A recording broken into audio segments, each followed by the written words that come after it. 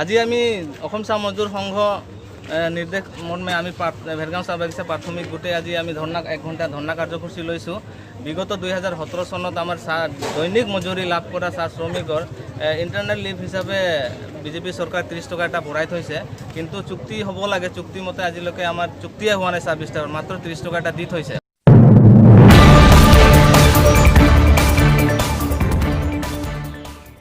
তো সেই চুক্তিটো যাতে অতি শীঘ্ৰে ডেইলি ৱেজৰ টকাখিনি দৰমহাখিনি বাঢ়িব লাগে।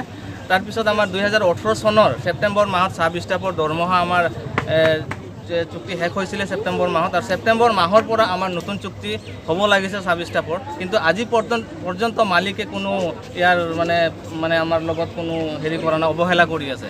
আমি বিগত দিনতো আমি ধৰ্ণা কাৰ্যসূচী লৈছোঁ, তেনেকুৱা 1 ঘণ্টা হওক 2 ঘণ্টা হওক আমি SMS তৰফৰ পৰা ধৰ্ণা কাৰ্যসূচী লৈ আমি কি বোলে মালিক পক্ষক আমি স্মাৰক পত্ৰ প্ৰদান কৰি আহিছোঁ, কিন্তু মালিক পক্ষই আমাক কোনো ধৰণৰ মানে সন্মান দিয়া নাই, বা চাহ ষ্টাফৰ প্ৰতি বা শ্ৰমিকৰ প্ৰতি কোনো এটা আমাক ভাল চকুৰে চোৱা নাই। সেইকাৰণে আমি প্ৰতিবাদ কৰি আছোঁ যাতে অতি শীঘ্ৰে আমাৰ চাহ ষ্টাফৰ দৈনিক মজুৰি কাম কৰা টকাখিনি বৃদ্ধি কৰিব লাগে। অতি শীঘ্ৰে বৃদ্ধি নকৰিলে আমি আগন্তুক দিনত